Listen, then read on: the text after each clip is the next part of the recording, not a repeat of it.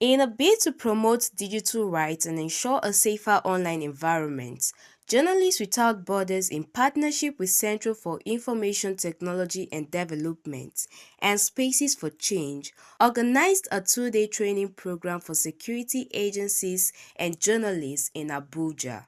But I'm saying as it is now, because I back up my WhatsApp too, and download it. It's not encrypted. It's not. Because every time I download and okay, so let me ask you, when you lost your phone and you retrieved your backup, did he ask you to decrypt anything? Was it not restoring message he was doing for you? Alright, let's keep going. But it doesn't mean WhatsApp is bad. I'm just saying for us as journalists and people who have something to do, we are first in everything. So we are the first African country, and this is the cybercrime threat level as of 2024. This should give you concern. This should make you worry. And this is one of the reasons why we're going to bother about encryption today. Especially as journalists. Like I said, sir, this training is tailored to journalists, and there's going to be a checklist I will share at the end of the training and every other thing else to help you. Just think about it deeply, except of course, you don't think you're at risk. Some of you are doing soft work journalism. You just come to this event, you cover it, and you report. That's soft work, have you? For those of us who are doing investigative journalism, you should think more deeply.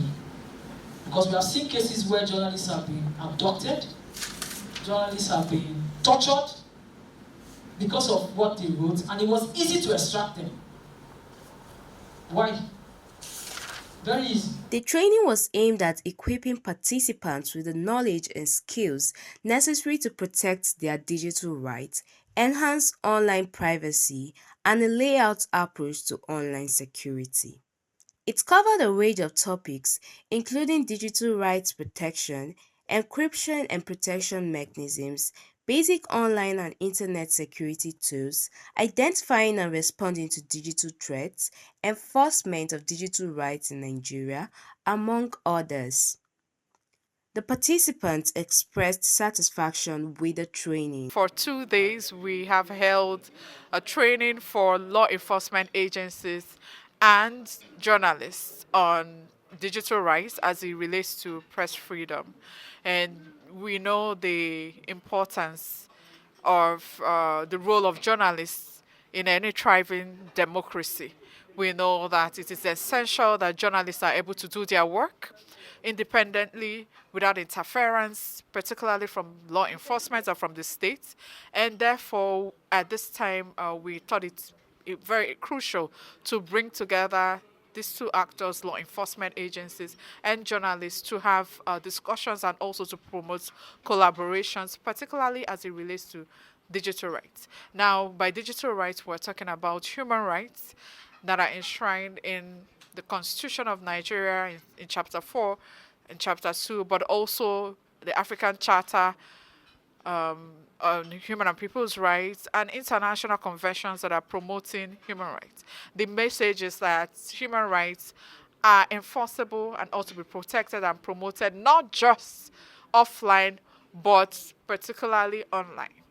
And the training was supported by UNESCO.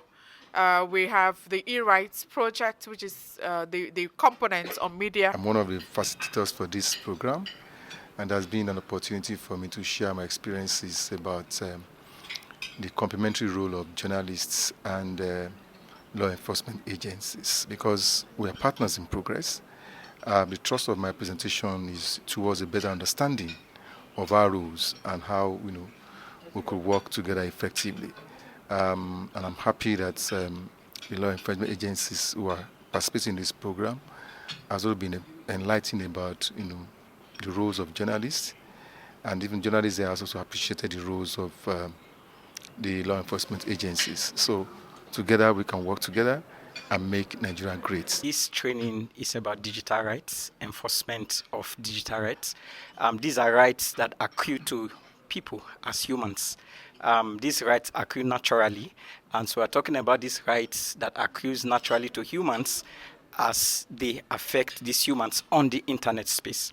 So if you are human, you have your human rights, and if you have your digital footprint, you also have these digital rights. And it doesn't matter whether you have smartphones or whether you have massive online presence, as long as your data can be found anywhere on the internet space, you have your right. And these rights deserves to be protected, they deserve to be enforced. And that is what this training is about. This training has exposed me to how best to navigate the digital world and enhance my broadcasting skills and deliveries. Prior to the training, I had little or no knowledge about how to protect my data rights and how to guard against data insecurity. But from what we've had in these 2 days, I'm better informed on how to navigate the internet